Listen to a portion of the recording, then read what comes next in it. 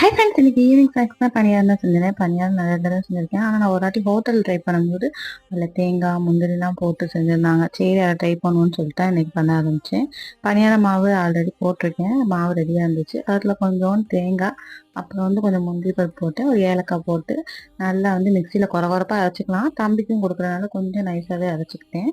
அதுக்கப்புறம் எல்லாம் கொஞ்சம் சேர்த்து வச்சு அப்படியே நல்லா மிக்ஸ் பண்ணிட்டு கல்ல சூடு பண்ணி நம்ம ஹோம்மேட் நெய் இருந்துச்சு. நெய்யை ஊற்றி எனக்கு ஃபுல்லாக சுட்டுவோன்னு சொல்லிட்டு அப்படியே அழகாக சுட ஆரம்பிச்சிட்டேன். இப்படியும் மிக்ஸ் பண்ணி பண்ணலாம். இல்லைனா கொஞ்சம் ஊற்றிட்டு நடுவில் அந்த ஸ்டஃப் நம்ம அரைச்சோம்ல அதை வச்சுட்டு மேலே கொஞ்சம் மாவு ஊற்றி அந்த மாதிரி செய்யலாம். நான் மொத்தமாக மிக்ஸ் பண்ணி செஞ்சுட்டேன். சூப்பர் டேஸ்ட்டாக இருந்துச்சு. அன்றைக்கி நான் ஹோட்டலில் சாப்பிட்ட அதே டேஸ்ட்டில் தான் இருந்துச்சு.